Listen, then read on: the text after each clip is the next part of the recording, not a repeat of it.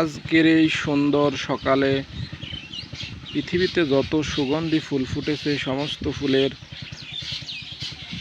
শুভেচ্ছা জানিয়ে শুরু করছি সেই মহান রব্বুল আলামিনের নামে, যিনি অত্যন্ত করুণাময় এবং পরম দয়ালু। সুপ্রিয় নেটিজেন, আজকে আমার আলোচনার বিষয়বস্তু হচ্ছে সূরাতুল আন-নাসর। সূরাটি পবিত্র কালামে হাকিমের 110 নম্বর সূরা। এই সূরাটি 630 হিজরি অর্থাৎ 630 খ্রিস্টাব্দে অর্থাৎ নবম ও দশম হিজরি সনে মক্কা বিজয়ের অবশ্যম্ভাবী সময়ের মহান রব্বুল আলামিন রাসূল করিম সাল্লাল্লাহু আলাইহি ওয়াসাল্লামের আশার বাণী শুনিয়ে পবিত্র সূরাতুল আন-নাসর নাজিল করেন। এই সূরা পবিত্র কোরআনের ছোট্ট একটি সূরা, মাত্র 3টি আয়াত বিশিষ্ট সূরায় মহান আল্লাহ তাআলা তার গুরুত্বপূর্ণ বার্তা দিয়েছেন নবী মুহাম্মদ সাল্লাল্লাহু আলাইহি ওয়াসাল্লাম। এ সূরা শুরুতেই মহান রব্বুল আলামিন বলেন, বিসমিল্লাহির রহমানির রহিম। শুরু করছি সেই মহান রব্বুল আলামিনের নামে, যিনি পরম করুণাময় অত্যন্ত দয়ালু। ইজা জাআ নাসরুল্লাহি ওয়াল ফাত।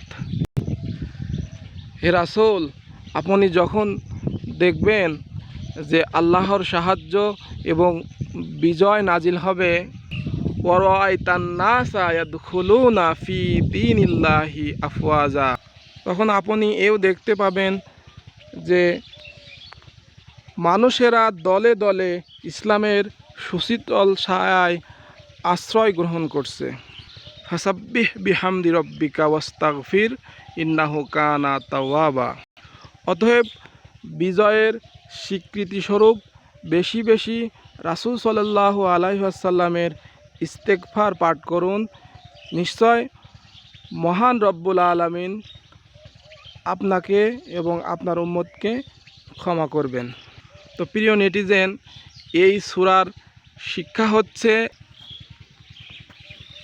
সেই 1500 বছর আগের মক্কা বিজয়ের মাধ্যমে যেভাবে মুসলমানদের সাফল্য অর্জিত হয়েছিল, সেভাবেই বর্তমান বিশ্বে তথাকথিত মানব সভ্যতার মুকুটস্বরূপ ইসরায়েল, আমেরিকা, রাশিয়া, চায়না এবং মুসলমানদের মুখোশধারী শয়তান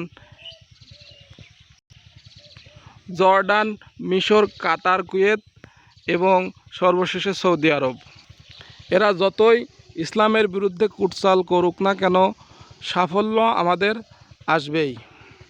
মহান আল্লাহ তাআলা তার পবিত্র কালামে হাকিমে ইরশাদ করেন, ওয়ালা তাহিনু ওয়ালা তাহজানু ওয়া আনতুমুল আলাউনা ইন কুনতুম মুমিন। কোনো ভয় নেই, কোনো সংশয় নেই, যদি তোমরা মুমিন হয়ে থাকো অবশ্যই সাফল্য তোমাদের দোরগোড়ায় আসবেই। হযরত আয়েশা সিদ্দিকা রাদিয়াল্লাহু হতে বর্ণিত, তিনি বলেন, রাসূল সাল্লাল্লাহু আলাইহি ওয়াসাল্লামের উপরে এই সূরাটি নাজিল হওয়ার পর তিনি বেশি বেশি মহান রব্বুল আলামিনের শুকরিয়া আদায় করতেন এবং ইস্তিগফার পড়তেন। আস্তাগফিরুল্লাহাল্লাযী লা ইলাহা ইল্লাহু আল হাইয়ুল কাইয়ুম ওয়া আতুবু ইলাইহি, এবং এই ধরনের আরও অনেক ইস্তিগফার তিনি পাঠ করতেন। মূলত এই সূরাটি রাসূল সাল্লাল্লাহু আলাইহি ওয়াসাল্লামের মক্কা বিজয় এবং তার জীবনের পরিসমাপ্তিকেই নির্দেশ করে। এই সূরা আমাদেরকে প্রত্যেক মুহূর্তে উৎসাহ দান করে, আমাদেরকে নতুনভাবে বাঁচতে শেখায়। আমরা সেই বীরের জাতি, যে জাতি আফ্রিকার সেই বিশাল বন জঙ্গলের হিংস্র জীবজন্তুকেও হার মানিয়ে সারা পৃথিবীর মধ্যে অর্ধজাহানের মধ্যে ইসলামের পতাকা পতপত করে উড়িয়েছিল। আমরা তো সেই জাতি, যেই জাতির নেতা জনাবে মুহাম্মদ সাল্লাল্লাহু আলাইহি ওয়াসাল্লাম, যেই জাতির উত্তরসূরি হামজা রাদিয়াল্লাহু তাআলা আনহু খালিদ সাইফুল্লাহ এবং সালাউদ্দিন গাজী। বর্তমান বিশ্বে পৃথিবীর যে অবস্থানে দেখা যায় শুধু মুসলমানরাই মার খেয়ে যাচ্ছে। আমরা অবশ্যই তাদের জন্য দোয়া করব যারা ইসলামের পক্ষে সর্বশেষটুকু দিয়েও লড়াই করে যাচ্ছে। বিশেষ করে ফিলিস্তিনি ভাই বোনদের জন্য, গাজাবাসীদের জন্য অন্তরের অন্তঃস্থল থেকে দোয়া। আমরা সবাই তাদের জন্য দোয়া করব যারা ইসলামের বিজয়ের জন্য লড়াই সংগ্রাম করে যাচ্ছেন। পৃথিবীর যে প্রান্তেই হোক আমরা তাদের জন্য দোয়া করব। অবশেষে এই সকল নির্যাতিত মজলুম মানুষের জন্য মহান রব্বুল আলামিনের কাছে বিজয়ের আবেদন করে আজকের মতো আলোচনা এখানেই শেষ করছি।